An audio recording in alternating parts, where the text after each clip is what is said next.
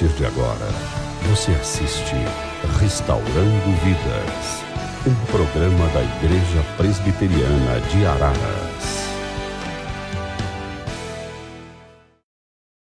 Olá, amigos da Rede Opinião TV, está começando mais um programa Restaurando Vidas, gravado diretamente do templo da Igreja Presbiteriana de Araras. Está conosco o reverendo Wilson da Silva, pastor da igreja, William Batistella, da Câmara Produções, e nós queremos dar continuidade sobre o estudo da mensagem dos evangelhos, que começamos no último programa, falando do conteúdo e aspectos importantes, e que nós fechamos o último programa sobre a quanto a sermos filhos de Deus ou não. Mas hoje o assunto que eu queria estar abordando com o reverendo Wilson, que ele pudesse estar nos informando, nos explicando melhor, é com relação ao texto literário dos evangelhos, né? A gente que já estudou lá na escola sobre gêneros literários, etc. Às vezes algumas pessoas perguntam, mas qual é a forma literária dos evangelhos, reverendo? Muito bom estar com vocês mais uma vez. A esperança que nós temos é que nós possamos informar vocês e formá-los em bons conceitos em relação à compreensão dos evangelhos. Bem, o que nós poderíamos dizer sobre a forma literária é que, dentre as categorias, a que melhor se aplica aos evangelhos seria a biografia. Embora, quando nós observamos o texto, nós vamos descobrir que não seria uma biografia a única característica literária do texto dos evangelhos. Não é uma biografia tão rígida, tanto nos critérios atuais como nos critérios antigos. Nós encontramos que há apenas uma prevalência. Se nós observássemos e verificássemos no texto, o que mais prevalece seria a característica da biografia. Uma biografia um pouco mais arranjada, um pouco mais complexa. Pastor, sobre os autores, a gente sabe que os autores foram homens chamados por Jesus, que viram o testemunho de Jesus, mas cada um tinha suas características, né? Seu jeito de ser. Sim, exatamente.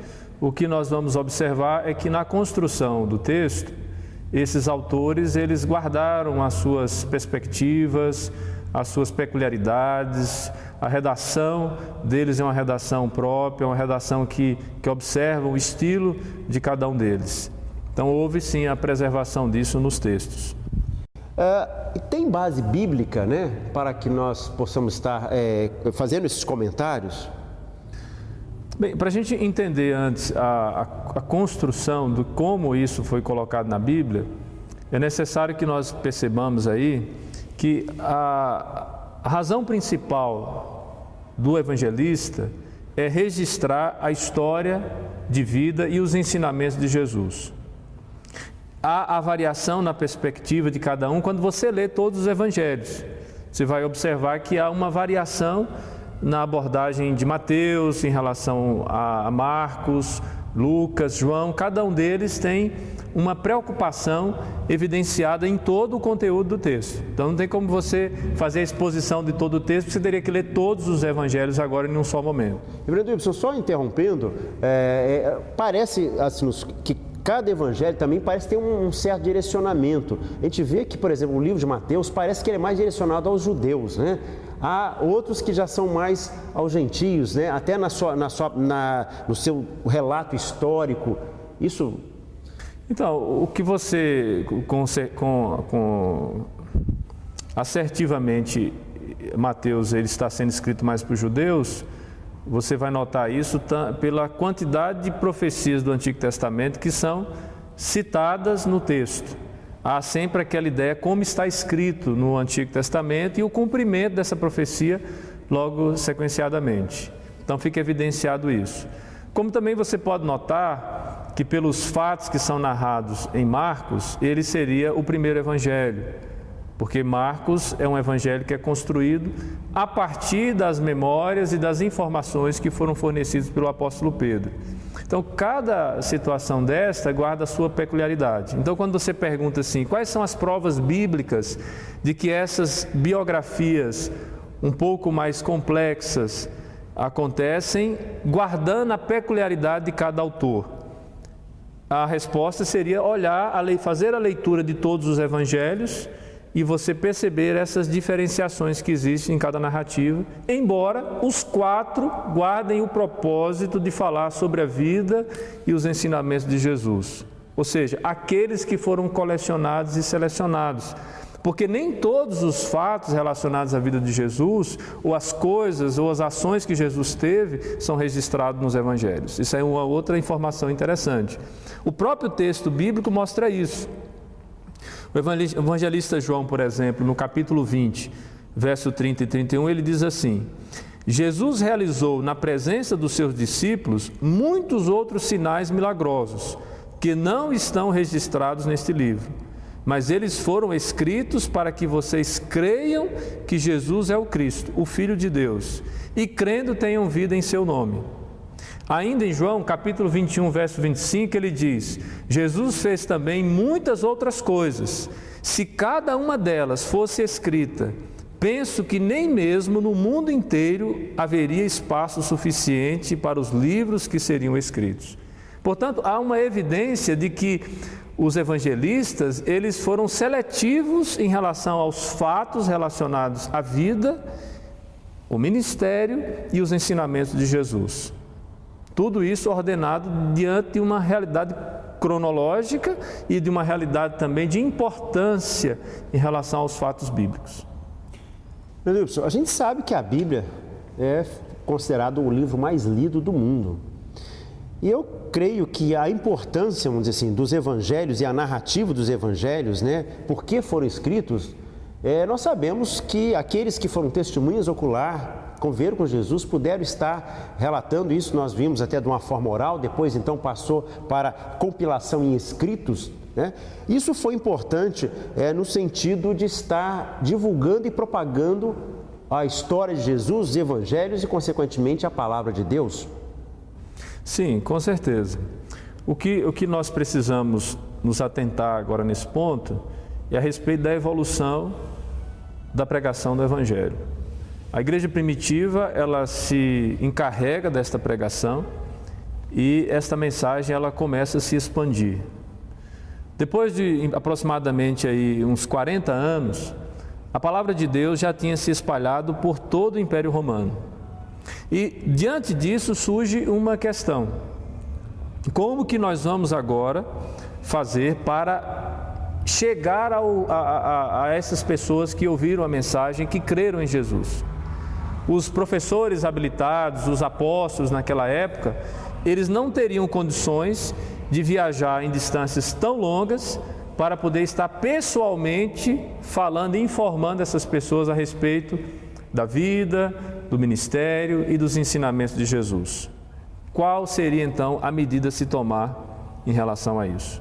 Foi aí que surge, nesse contexto, a necessidade de ter a história escrita de Jesus.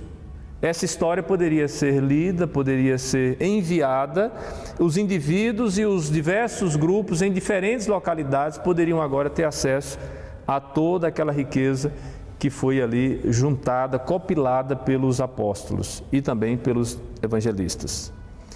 Agora, uma das principais razões da necessidade de escrever os evangelhos, de fato, foi essa velocidade e a extensão na propagação do evangelho. Mas, por outro lado, era necessário também, com essa informação a ser feita nessas localidades longínquas, que fosse feita de maneira rápida, ampla e confiável. Daí a necessidade de que tudo fosse escrito, fosse registrado, para que pudesse ser examinado também. Pedro Ibson, embora nós sabemos que os evangelhos falam então do nascimento, a vida de Jesus, a morte de Jesus e algumas promessas, inclusive de que Jesus voltaria. Mas eu acredito que os evangelhos não nos dão conta da data, dia, hora e local da volta de Jesus. Quer dizer, havia essa preocupação de que em um tempo futuro, né, Jesus voltaria. Isso também ficou importante porque até hoje o Evangelho foi graças também a essa divulgação e dos escritos do Evangelho. Isso foi importante. Sim.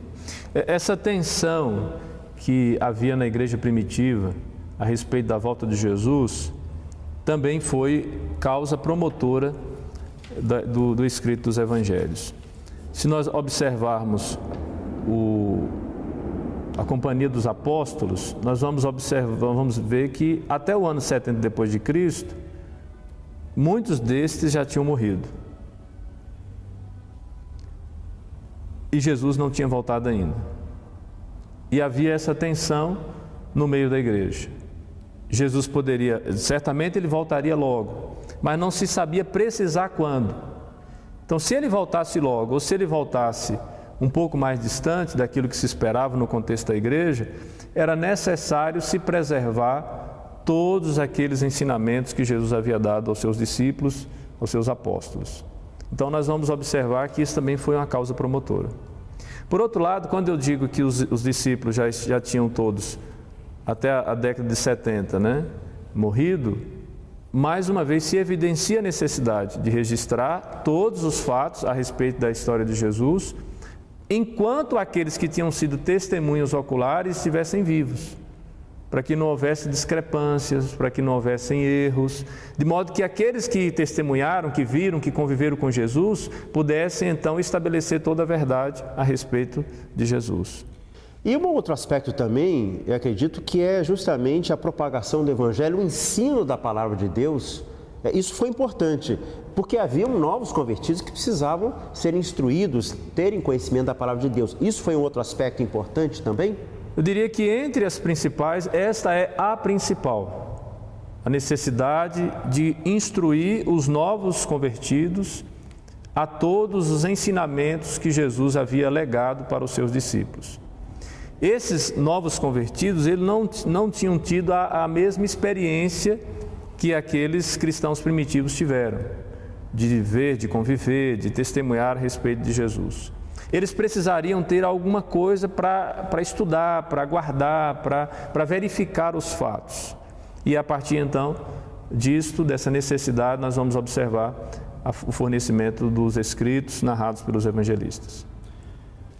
Uma pergunta também que eu acredito que muita gente que está em casa nos ouvindo, com relação à confiabilidade dos evangelhos, Isso é algo importante que as pessoas, como a Bíblia sendo a palavra de Deus, Por que nós podemos confiar? Há escritos, há base bíblica, há testemunhos. Que aspectos o senhor poderia estar nos elencando neste programa, nessa mensagem sobre isto?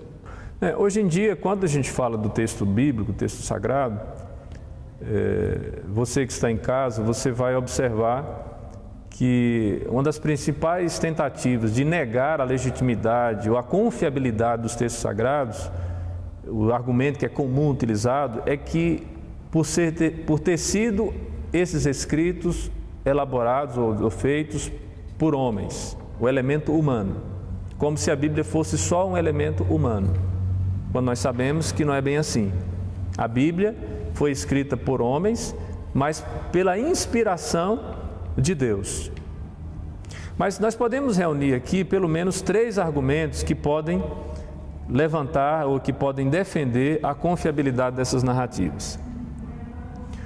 2 destes em relação ao processo de formulação dessas escrituras, O primeiro deles, que o registro dos fatos, da história, dos ensinamentos de Jesus, eles vão ocorrer enquanto aqueles que tinham conhecimento de Jesus, aqueles que haviam convivido, que eram testemunhas oculares, que estavam com Jesus, enquanto esses ainda estavam vivos, de forma que não havia possibilidade de haver discrepância, porque aqueles que testemunharam a respeito de tudo isto, eles poderiam testificar que de fato aquilo era verdadeiro. Um segundo argumento é que, de acordo com as melhores evidências disponíveis dos primeiros anos da igreja, 3 dos 4 evangelhos estão diretamente ligados aos apóstolos. E o quarto, Lucas, nós vamos observar, de acordo com a declaração dele, que ele se serviu destas testemunhas oculares e daqueles que tinham conhecimento de Jesus. Então, Mateus, o apóstolo, João, Marcos, que foi escrito pelas informações e pelos depoimentos de Pedro, e Lucas, que também se serve das testemunhas oculares. para o registro dos fatos relacionados à vida de Jesus. E o terceiro e último argumento, que ao meu ver é o mais valioso, é que nós não podemos nunca esquecer que a mão de Deus estava sobre tudo isso. É parte da fé cristã que Deus atua nas questões humanas e faz sua vontade ser conhecida diante do seu povo. E foi o caso aqui, com relação aos evangelhos. Mesmo procedimento que a gente encontra, inclusive, com as Escrituras do Antigo Testamento. Ok.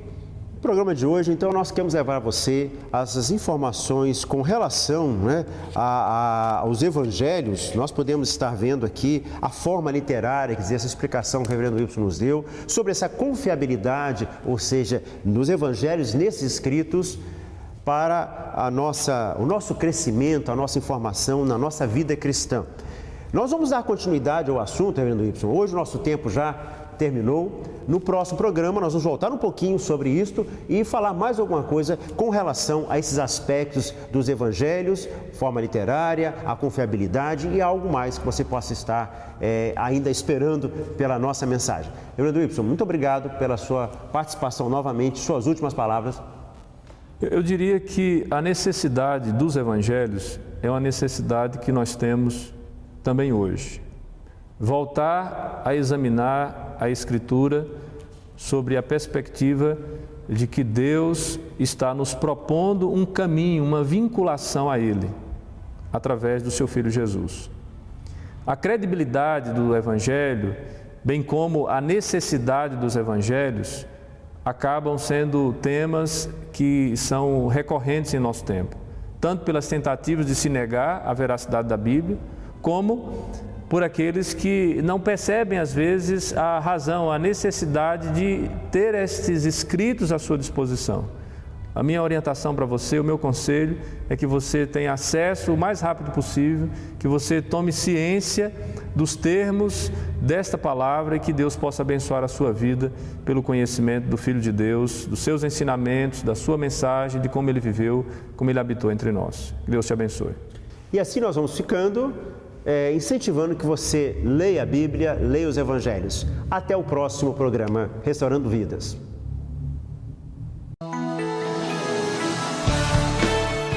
Restaurando Vidas, um programa da Igreja Presbiteriana de Araras.